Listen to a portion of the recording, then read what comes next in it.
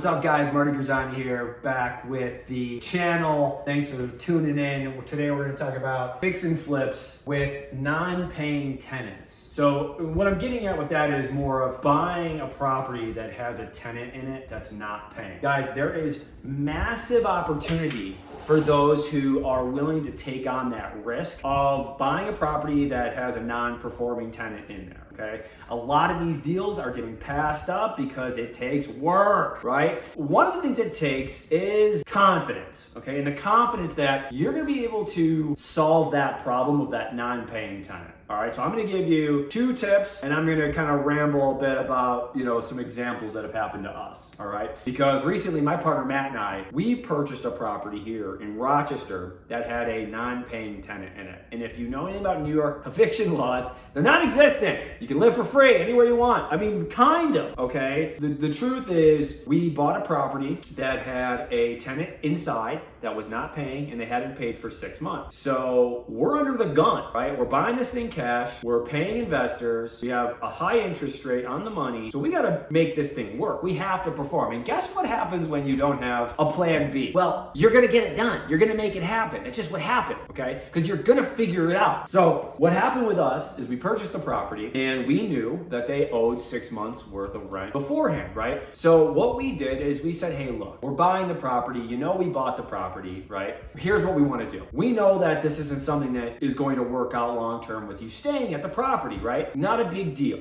I understand what happened is in the past, okay? Those 6 months. Here's what I would like to offer you. Right now you owe, let's just say it was $1,000 in rent. You owe $6,000 in back rent, not including the late fees. But here's what I would like to tell you. I want you to start fresh and start new. What I'm willing to do is if you're willing to move out in 30 days, I am willing to ex-nay, okay? I'm willing to just cancel out that back rent that is owed, okay? It is a lien that is now out there, okay? But I'm gonna just completely erase that lien. I don't wanna have that $6,000 on top of you. I don't want anybody garnishing wages. I don't want anybody going after your paycheck, right? I wanna make sure you can start fresh. I'm buying the house fresh. I have a new vision for it. Obviously, something occurred in your life that you just weren't able to, perform right on paying, and I understand that stuff happens all the time, but here, I'm willing to come out and help you guys. I'm willing to take that loss, but I wanna be able to make sure you know that, hey, you're willing to start fresh somewhere else. Does that sound fair? So something like that dialogue is actually what helped propel us to get that person out. Okay, they realized that they didn't have to worry about paying that back rent, and it was a smooth transition. The second thing that we did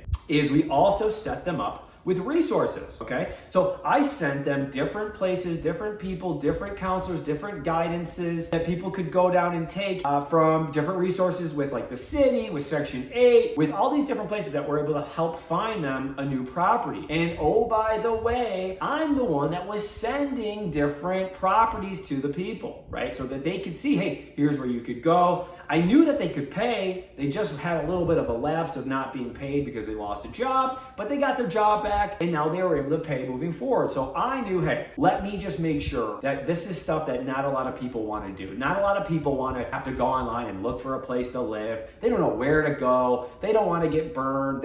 I'm in this business, right? So I'm willing to take that on. I'm willing to find the property, right? And I'm willing to make sure that they know about it and they can get in front of it. The other thing that we did, okay, and this is the third thing, is we paid their security deposit and their first month rent, okay?